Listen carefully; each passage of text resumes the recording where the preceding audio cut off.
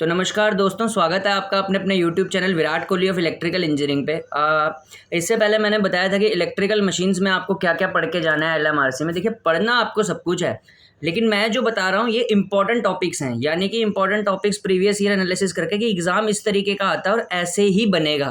उस पर क्वेश्चन नए बनेंगे आपके, लेकिन टॉपिक्स वो पढ़ के जाने हैं, क्योंकि टॉपिक्स पता रहेंगे तो आपको फिर याद रहेगा कि हाँ यार ये टॉपिक छूटा नहीं है। क्योंकि टॉपिक जब छूट जाता है ना तब दिक्कत होती है। टॉपिक नहीं छूटना चाहिए किसी भी हालत में कॉम्पिटिटिव एग्जामिनेशन में, नहीं तो आप बाहर हो जाएंगे। दूसरा आपसे अगर बाई चांस ज़्यादा स्कोर कर गया तो ठीक है। तो अब ज़रा समझने की कोशिश कीजिए मैं बोलना क्या चाह रहा हूँ। जैसे कि मैंने इससे पहले मशीन्स के बारे में बताया था, आज हम बात करने वाले हैं एलएमआरसी में, यानी यूपीएमआरसी में, क्योंकि सबसे पहले अभी इसी का एग्ज़ाम होगा।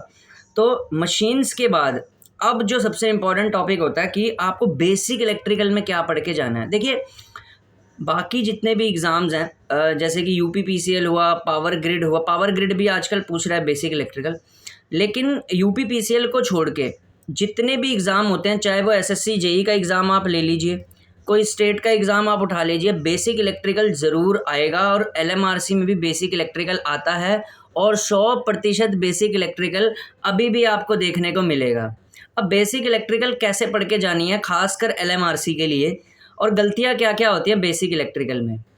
जब भी हम बेसिक इलेक्ट्रिकल सब्जेक्ट तैयार करते हैं उसमें सबसे बड़ी गलती क्या होती है, हम सारी बेसिक इलेक्ट्रिकल पढ़ लेते हैं, लेकिन वो जो पावर के फॉर्मूलों पे न्यूमेरिकल नहीं होते, 2 बल्ब है, ठीक है, अभी आपने कहा होगा बिल्कुल सही बात बोल रहा है ये, यही न्यूमेरिकल आप छोड़ के जाते हो और पेपर में आपको एलएमआरसी जैसे एग्जामों में या एसएससी जेई एग्जामों में यही क्वेश्चन स्टार्टिंग में देखने को मिल जाते हैं। फिर कंप्यूटर स्क्रीन पे आपको वहाँ पे एक एहसास होता है कि काश मैंने पावर के न्यूमेरिकल पढ़ लिए होते तो शायद आज मेरा स्कोर टेक्निकल में अच्छा आ जाता। देखिए क्या होता है, टेक्निकल में स्कोर करना बहुत आसान है अगर आप एनालिसिस अच्छे से कर सको, ठीक है। टेक्निकल एग्जाम में या किसी भी टेक्निकल एरिया जो होता है, कभी कभार क्या होता है बच्चों का नॉन टेक्निकल बहुत अच्छा होता है लेकिन उनका टेक्निकल ख़राब होता है, तो वो उसकी वजह से ही टेक्निकल जॉब नहीं ले पाते, जबकि टेक्निकल जॉब में कंपटीशन ही किया है, आप खुद सोचो, ठीक है।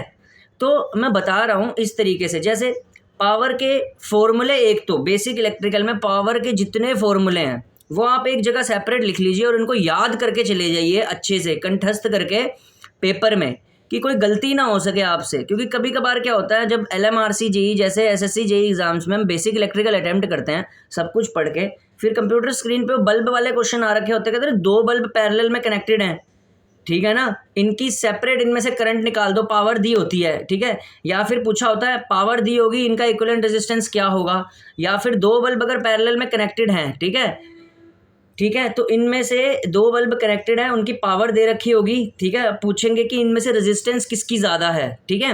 तो ये क्वेश्चन अब आपको कहाँ पे मिलेंगे, ये मिलेंगे आपको वीके मेहता की किताब में, उसी में है ये सब, पावर पूवर के एग्जाम्पल्स में भी हैं, उसके पीछे में भी हैं। बल्ब वाले क्वेश्चन हर एक लड़का छोड़ के जाता है, और जब वो बेसिक इलेक्ट्रिकल क्वेश्चन अटेम्प्ट करता है तो उस क्वेश्चन अटेम्प्ट करते समय उसको एहसास होता है कि यार अगर मैं बल्ब के क्वेश्चन पढ़ जाता ना तो मेरा हो जाता। और बल्ब वाले क्वेश्चन किसी भी कोई भी एग्ज़ाम होता है इलेक्ट्रिकल का, इवन चाहे एई तक का एग्ज़ाम हो, बल्ब वाले क्वेश्चन से क्वेश्चन एग्जामिनर उठाता ही उठाता है किसी भी इलेक्ट्रिकल इंजीनियरिंग के एग्ज़ाम में, ठीक है। कोई सा भी देख ले, कोई सा भी एग्ज़ाम आप दे लें, यूपीपीसीएल को छोड़ के, क्योंकि यूपीपीसीएल का ट्रेंड चेंज हो चुका है, पर बाकियों में अभी भी वही है, ठीक है। तो आपको क्या करना है, तो पावर वाले सारे न्यूमेरिकल बल्बों वाले पढ़ के जाने हैं। दूसरा, आप जो छोड़ के जाएंगे, वो क्या होता है यार, टेम्परेचर कोफिशिएंट वाला एक न्यूमेरिकल नहीं होता अल्फा वाला, RT = R0 1 + alpha delta T, ठीक है ना। इससे रिलेटेड जो न्यूमेरिकल होते हैं छोटे छोटे, टेम्परेचर कोफिशिएंट आपको निकालने को देगा, कभी डेल्टा T निकालने को दे देगा, ठीक है, या कुछ निकालने को दे देगा। ये फॉर्मूला और पावर वाले फॉर्मूले, ये 2 टॉपिक ऐसे हैं जो अभी भी आपने नहीं पढ़े होंगे, मुझे पता है। बेसिक इलेक्ट्रिकल खत्म करके अब मैं याद दिला रहा हूँ, ये पढ़ के चले जाना, इस पे अभी भी नहीं है तो आज के दिन में भी आप ये कर सकते हो। ये 2 हो गए। अब क्या छूटेगा आपसे, देखो बेसिक इलेक्ट्रिकल में आप सब पढ़ लोगे, करंट क्या होता है, ये क्या होता है, फलाना क्या होता है, सब मैक्सिमम पावर ट्रांसफर थ्योरम सब कुछ पढ़ ली, लेकिन एक न्यूमेरिकल होता है जो हर एक बेसिक इलेक्ट्रिकल के एग्ज़ाम में पूछा जाता है, जेई एग्ज़ाम्स में।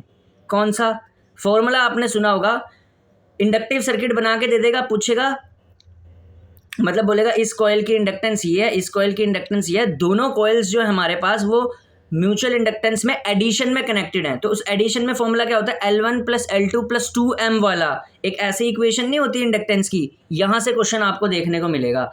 मतलब इस टाइप के क्वेश्चन जितने भी हैं L1 प्लस L2, अब ये खोपड़ी तुमने खुद लगानी है कि पेपर में उसने बताया है हमारे को, मतलब जैसे तुम मेरी वीडियो देख रहे हो तो मैंने बता दिया L1 plus L2 plus 2M हो गया, तो उससे रिलेटेड जितने न्यूमेरिकल्स बनते हैं सारे के सारे वो कब किताब में से तुमने ढूंढने हैं कि ये हो गया, ठीक है। एक तो ये पूछेगा, ठीक है, ये छोड़ के चले जाते हैं हम जनरली बेसिक इलेक्ट्रिकल में, और गलती हमेशा यही होती है, गलती हमेशा यही होती है। अब क्या होगा, तुम सारी बेसिक इलेक्ट्रिकल पढ़ के पहला ही क्वेश्चन देखोगे यार इक्विवेलेंट इंडक्टेंस का दिया हुआ, और वहाँ पे तुम्हें फॉर्मूला याद आएगा, फिर तुम्हें गिल्ट फील होगी घर पे कि यार अगर मान लो ये मैं पढ़ के चला जाता तो शायद आज मेरा पेपर किसी और तरीके से होता, ठीक है। तो ये जो छोटी छोटी चीज़ें होती है ना, ये जनरली बहुत मैटर कर जाती है एग्जाम्स के अंदर, ठीक है। ये मैंने बता दिया L1 plus L2 plus 2M वाला। इसी तरह जब कॉयल दूसरी पोलैरिटी से कनेक्ट होते हैं तो L1 plus L2 minus 2M आ जाता है सब्ट्रैक्टिव पोलैरिटी, ठीक है। तो ये वाले जो पोलैरिटी वाले क्वेश्चन है इंडक्टेंस के, ये आपको पढ़ के जाने, यूथ में दबा दबा के दिए हुए हैं, ठीक है, कर जाना जितने भी हैं, ठीक है। चलो जी, ये हो गया। अब बेसिक इलेक्ट्रिकल में क्या पढ़ना है, और बेसिक इलेक्ट्रिकल में सब कुछ आप पढ़ के जाओगे, एक चीज़ आप फिर छोड़ दोगे, डायामैग्नेटिज्म, पैरामैग्नेटिज्म, फेरोमैग्नेटिज्म के बीच का कंपैरिजन। कोई एग्जाम उठा के दिखा दे दो जिसमें ना मिले तुम्हारे को, ठीक है। फिर वो वही कंप्यूटर स्क्रीन पे पूछ देगा, फिर तुम्हें लगेगा पेपर देते समय यार अगर मैं इन तीनों के बीच का कंपैरिजन पढ़ जाता तो शायद मेरा पेपर किसी और तरीके से होता। तो भैया आप देरी मत करो, कंपैरिजन पढ़ो तीनों के बीच में, चार्ट होता है उसका, डायामैग्नेटिक, पैरामैग्नेटिक, और ये तो हम पढ़ जाते हैं, फिर किसकी वैल्यू कितनी होती है ये भी बड़ी ध्यान से पढ़ना होता है, ठीक है। जैसे फेरोमैग्नेटिक सब्सटेंस की वो नहीं होती, क्या बोलते हैं, क्यूरी टेम्परेचर्स वगैरह जो होते हैं, एक ये सारे इनके मतलब यूथ में तो दिए ही हुए हैं, रट्टा ही मार लेना उसमें, ठीक है। एक ये पढ़ के जाना है सबका। फिर अब ये सब भी पढ़ लिया, चलो जी ठीक है, आपने बता दिया, आप बोल रहे होगे अब क्या चीज़ तुम छोड़ोगे, डाइलेक्ट्रिक कांस्टेंट छोड़ दोगे सबके। डाइलेक्ट्रिक कांस्टेंट हर एक एग्जाम में पूछा जाता है, छोटे छोटे नंबर होते हैं जो हमारे को बाहर निकलवा देते हैं, घर आके पता चलता है जब टीसीएस का एग्जाम दे देते हैं, यार ये तो क्वेश्चन किताब में से था, मैं ही नहीं पढ़ के गया, गलती होगी मेरे से, नहीं तो अभी तो सिलेक्शन हो जाता। डाइलेक्ट्रिक कांस्टेंट टेफ्लॉन का कितना होता है, डाइलेक्ट्रिक कांस्टेंट फलाने का कितना होता है, वो टेबल सा बना हुआ है ना जो यूथ के पीछे, वो रट्टा मार के चले जाना, चाहे नहीं याद हो रहा हाथ पे लिख लो, बार बार याद करो उसे या कहीं लिख लो, लेकिन पूरा अच्छी तरह वो पता होना चाहिए आपको किस चीज़ का कौन सा डाई इलेक्ट्रिक कांस्टेंट होता है, क्योंकि इसके बिना फिर आपका एग्ज़ाम क्लियर नहीं होएगा, ठीक है। अब डाई इलेक्ट्रिक कांस्टेंट भी पढ़ लिया, ठीक है, डाई इलेक्ट्रिक कांस्टेंट भी हमने पढ़ लिया, तो अब रह क्या गया, अब आप कहोगे जी हमने तो सब कुछ पढ़ लिया, ये भी पढ़ लिया, अभी भी एक चीज़ रहती है जो मोस्ट इम्पॉर्टेंट टॉपिक है और जिसके लिए गलती यहाँ पे ही होती है। कौन सा, एक न्यूमेरिकल आता है बेसिक इलेक्ट्रिकल में, चार्ज का फॉर्मूला होता है ना, I is equals to Q by T, और Q को NE लिख देते हैं, पूछता है इस फलानी तार से इतने इलेक्ट्रॉन्स इतने टाइम में फ्लो कर रहे हैं, ठीक है, तो टोटल करंट निकाल दो, या फिर कभी कभार उस N की वैल्यू पूछ लेता है, अरे फॉर्मूला नहीं होता बेसिक इलेक्ट्रिक में I is equals to NE by T वाला, मतलब I is equals to Q by T होता है, Q is equals to NE लिख देते हैं, N वहाँ पे नंबर ऑफ इलेक्ट्रॉन्स होते हैं और वो निकालने को बोल देता है कभी कभार।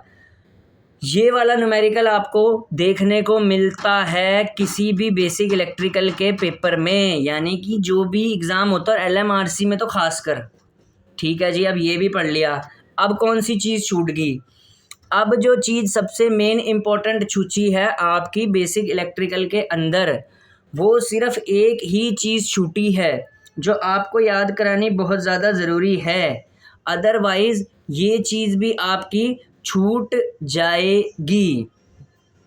अब ये चीज़ कौन सी है, ठीक है, डेल्टा में हमारे को दिया हुआ है, डेल्टा में हमारे को दिया हुआ है, डेल्टा सर्किट बना के दे दिया एग्जामिनर ने।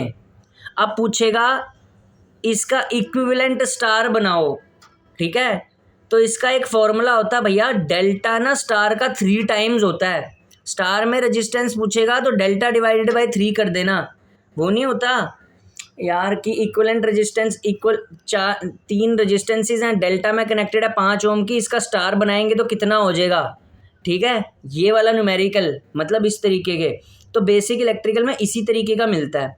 और बेसिक इलेक्ट्रिकल को प्रिपेयर करने के लिए बुक्स कौन सी चीज़ सबसे अच्छी है मैं बताता हूँ। बेसिक इलेक्ट्रिकल एक तो आर के राजपूत में बहुत अच्छी दे रखी है, एक यूथ में बहुत अच्छी दे रखी है, और एक वी के मेहता में बहुत अच्छी दे रखी है।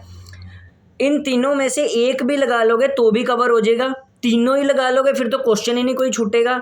मेरे हिसाब से एक वो टाइम के हिसाब से और आपकी कैपेसिटी पे डिपेंड करता है। 3 लगा सकते हो 3 लगाओ, 2 लगा सकते हो 2 लगाओ, 1 लगा सकते हो 1 लगाओ, लेकिन जितने टॉपिक ये मैंने बताए हैं इसमें से एक भी नहीं छूटना चाहिए, नहीं तो फिर एग्जाम में गड़बड़ हो जाएगी, ठीक है। तीसरी चीज़ जो सबसे इंपॉर्टेंट आपको देखने को मिलेगी बेसिक इलेक्ट्रिकल में, अगली चीज़ जो आपको देखने को मिलेगी, ठीक है, ये सब चीज़ें मैंने बता दी है, छोड़ के मत जाना, ठीक है, जितनी भी मैंने बताई हैं वो आपको बेसिक इलेक्ट्रिकल में जो आपको देखने को मिलेगी ना, वो आपको देखने को मिलेगा। एक चीज़ आप छोड़ के जाते हो हमेशा, कंडक्टर, इंसुलेटर और सेमीकंडक्टर के बीच का डिफरेंस, ठीक है। ये तीनों चीज़ें ज़रूर पूछी जाती हैं। अब इसमें पूछेगा क्या, कंडक्टर, इंसुलेटर और क्या होता है सेमीकंडक्टर के बीच का जब डिफरेंस पूछा जाता है बेसिक इलेक्ट्रिकल में, क्योंकि बेसिक इलेक्ट्रिकल स्टार्ट ही यहीं से होती है। सबसे पहले कंडक्टर्स के बारे में बताया जाता है, फिर इंसुलेटर, फिर सेमीकंडक्टर, फिर करंट के बारे में हम पढ़ते हैं। तो जो सबसे स्टार्टिंग पोर्शन है बेसिक इलेक्ट्रिकल का, जहाँ से बेसिक इलेक्ट्रिकल शुरू होती है, कंडक्टर, इंसुलेटर, सेमीकंडक्टर के बीच का आपको डिफरेंस पता होना चाहिए। साथ ही साथ में इनके बीच में जो एनर्जी गैप बैंड होता है उसमें किस तरीके की कन्फिग्रेशन होती है। जैसे कंडक्टर में एनर्जी बैंड जो होता है, फॉरवर्ड एनर्जी गैप वो 0 होता है, क्योंकि कंडक्शन बैंड और वैलेंस बैंड आपस में ओवरलैप करते हैं। इंसुलेटर के अंदर 5 इलेक्ट्रॉन वोल्ट से ज़्यादा होता है, सेमीकंडक्टर में 1 इलेक्ट्रॉन वोल्ट होता है। ये एनर्जी गैप की कन्फिग्रेशन है, ये सब आपको पढ़ना है, तीनों की डेफिनेशनें पढ़नी है, इंसुलेटर कौन सा होता है, किस तरीके का होता है, ये सारा का सारा आपको पढ़ के जाना है, ठीक है। उसके बाद भैया एक और चीज़ रह जाती है लास्ट में, वो क्या रह जाती है, एक फॉर्मूला होता है B is equals to mu into H वाला, ठीक है। हिस्टेरेसिस कर्व जो पढ़ते हैं उसमें एक फॉर्मूला हो जाता है, magnetic field density is equals to mu naught times H, यानी कि मैग्नेटिक फील्ड इंटेंसिटी। एक इस फॉर्मूले पे न्यूमेरिकल पक्का है, B is equals to mu naught mu R H वाले पे। दूसरा एक और होता है H is equals to N I by L, ठीक है, यानी कि जो मैग्नेटाइजिंग फोर्स होती है वो बराबर होती है number of turns into current divided by L, ठीक है। लेंथ दी होगी, नंबर ऑफ टर्न्स हो गए, करंट दिया होगा, बोलेगा मैग्नेटाइजिंग फोर्स कितनी है इसमें, ठीक है, एक ये वाला। दूसरा जो बेसिक इलेक्ट्रिकल में एक न्यूमेरिकल बनता है, flux is equals to MMF over reluctance, ठीक है। रिलक्टेंस दे देगा तुम्हारे को, फ्लक्स दिया होगा, पूछेगा एमएमएफ क्या है, ठीक है, या फिर एमएमएफ दे देगा, एमएमएफ का फॉर्मूला होता है current into number of turns. MMF दे के या तो टर्न्स पूछ लेगा, एमएमएफ दे के करंट पूछ लेगा, कुछ भी इस तरीके से पूछ सकता है, ठीक है। तो ये जितना सिनेरियो था आपको बेसिक इलेक्ट्रिकल में पढ़ के जाना है एलएमआरसी के लिए। आइदर यही आपको एसएससी जेई में भी काम आएगा, क्योंकि ये ऐसे टॉपिक्स होते हैं जो आप भूल जाते हैं, याद कराने ज़रूरी होते हैं, ठीक है। तो मैंने सब बताया आपको कि पावर का फॉर्मूला आपको पढ़ के जाना है, पावर से रिलेटेड बल्ब के क्वेश्चन पढ़ के जाने हैं, टेम्परेचर कोफिशिएंट ऑफ रेजिस्टेंस पे न्यूमेरिकल्स आपको पढ़ के जाने हैं, किस चीज़ का कितना टेम्परेचर कोफिशिएंट होता है वो आपको पढ़ के जाना है, ठीक है, ये आपको पढ़ के जाना है, ठीक है। फिर उसके बाद आपको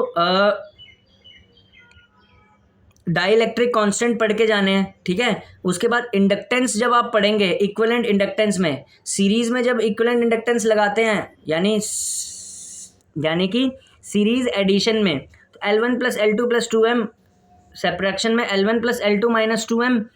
फिर अगला हो गया, फिर उसके बाद मैंने आपको बताया कि आपको क्या बनना है, क्यूरी टेम्परेचर सबके पढ़ के जाने हैं, ठीक है। और डायामैग्नेटिक, पैरामैग्नेटिक, फेरोमैग्नेटिक के बीच का आपको डिफरेंस पढ़ के जाना है, ठीक है।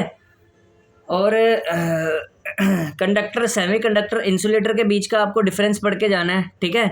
और जितना भी अभी मैंने आपको बताया, ठीक है, ये सब पढ़ के जाना है आपको। और यहाँ पे हो गया, ठीक है, और यही सब है, ठीक है। H is equals to NIL पे फॉर्मूला, MMF पे फॉर्मूला, ठीक है। ये सारे आपको टॉपिक्स बहुत अच्छे से ही पढ़ के जाने हैं, किताबें भी मैंने अभी पीछे वाले में बता दी हैं, ठीक है। तो इस तरीके से, ठीक है। और थोड़े बहुत ना एक ऐसा होता है, करंट नहीं निकालना होता उसमें।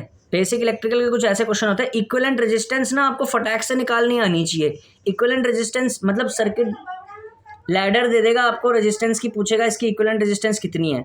इक्विवेलेंट रेजिस्टेंस हर तरीके की प्रैक्टिस कर जाइए, हर तरीके का डायग्राम वाला, ठीक है। तो इससे बाहर कुछ नहीं आएगा, ठीक है। धन्यवाद।